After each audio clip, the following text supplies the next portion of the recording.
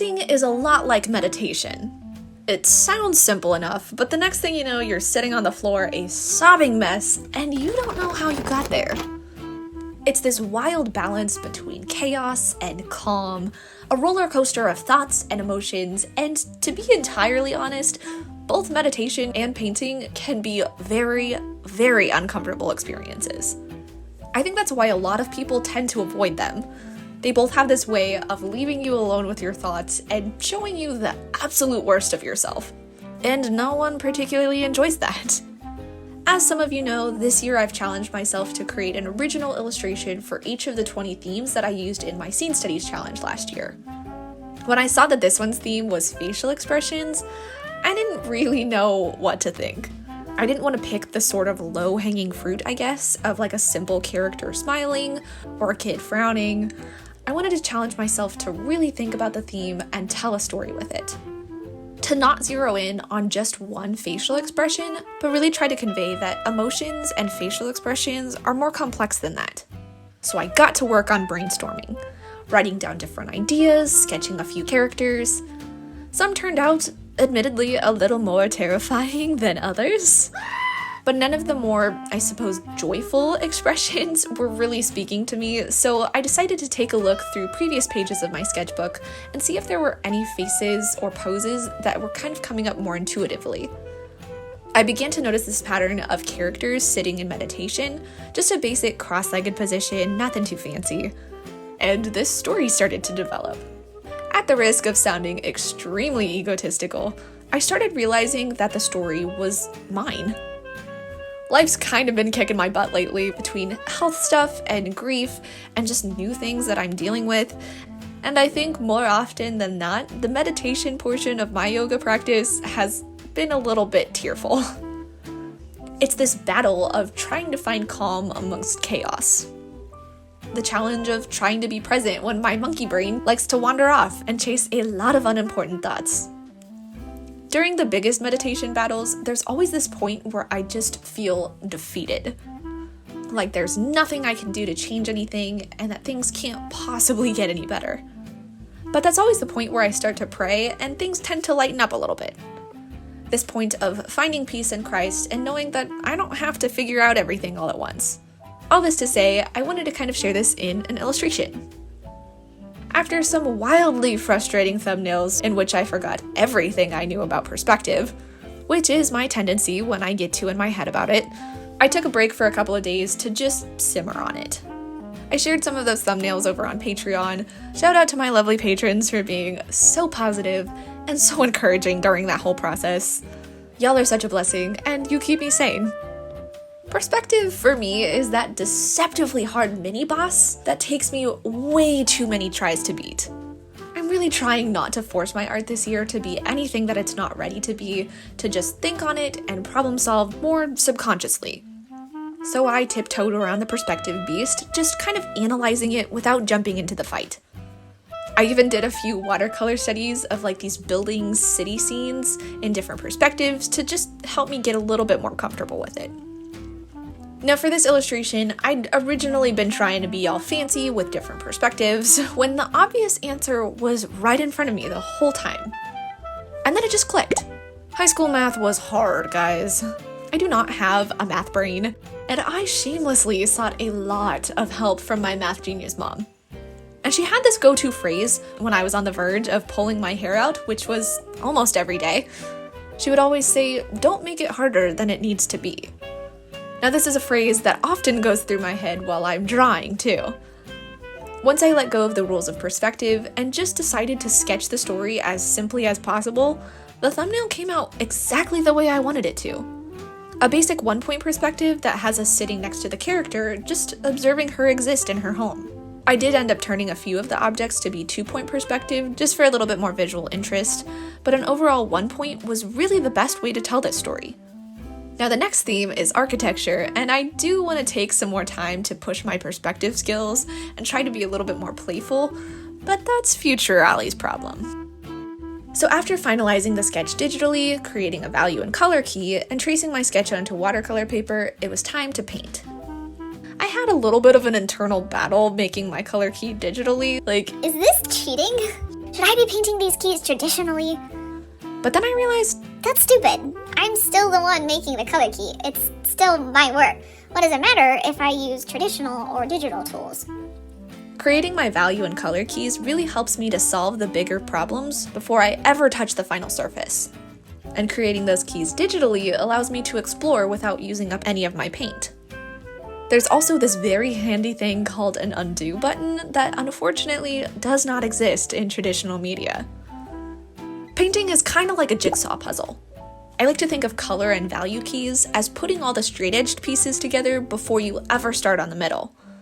Obviously, you're not really rendering anything out yet, but you're giving yourself a framework to go off of instead of working loosey-goosey. Although a loose goose can be fun sometimes. So I put the base layers down as quickly as I could to get a softer blend for the sun rays and the shadows. Using a really chunky flat brush for this helps a lot to just slap it on fast.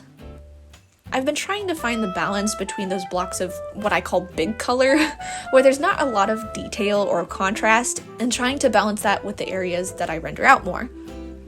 I'm also trying to be more careful with my rendering and not just speed through it. Sometimes this means painting over a section I messed up on and redoing it with more thought and precision. Like on the wood beams of the window, I took so much time to angle my wrist and my shoulder correctly for painting smoother, straighter lines. I was also trying to be more accurate with where the horizontal beams met the vertical beams. So I've been watching a lot of Rachel Maxey's videos. As usual. And one of her phrases this year has been the year of full tushing it. She used a different word, but we'll keep it PG. And I want that to be my goal for my art this year too. To put my full effort into my illustrations and give them the time and attention they deserve. Full tushing it. One of my absolute favorite things about YouTube is the slower pace versus something like Instagram. We get to actually sit and enjoy every part of the artwork, including the ones that we might miss on a stagnant photo. As y'all know, I love props. I love environments and telling a story through a character's belongings and surroundings. You can share so much story in these things. They're like little Easter eggs for the people who really take the time to look at it. Now there's a few different methods I use to come up with ideas for storytelling in props and environments, which you can learn more about in this video. But for now, I just want to shine a little spotlight on some of my favorites in this illustration. Now the biggest piece of storytelling in this illustration, after I think our character, is the juxtaposition of soothing candles and cozy sunlight with unfolded laundry. Trying to visually convey the idea of chaos kind of coexisting with calm. Now those candles, guys, I'm pretty sure that was my favorite part of the entire painting process. Not the wall decor, not the character. Characters actually kind of stress me out to paint. It was the candles. I had to look at quite a few reference photos to try to mimic what an actual candle looks like. Because wax is translucent, there was a lot of opportunity to play with fun shadows and bounce light. Now, I don't know anyone who would willingly just let their candle melt on the floor, but, you know, the effect was cool, and it kind of furthered the chaotic look.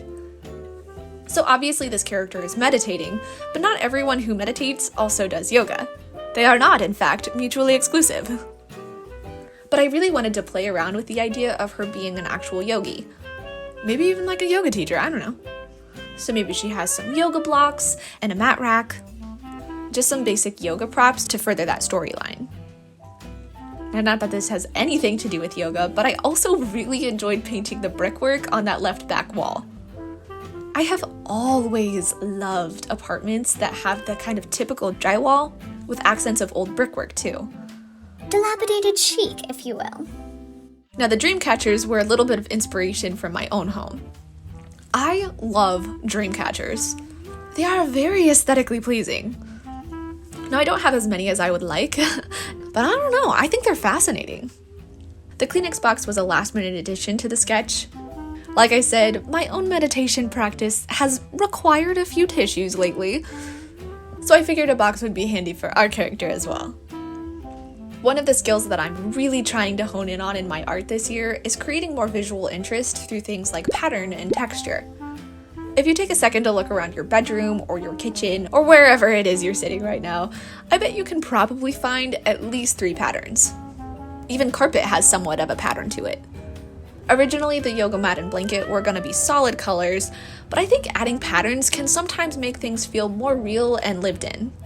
Obviously, going too pattern heavy can be very overwhelming, but adding a few here and there creates a lot more depth.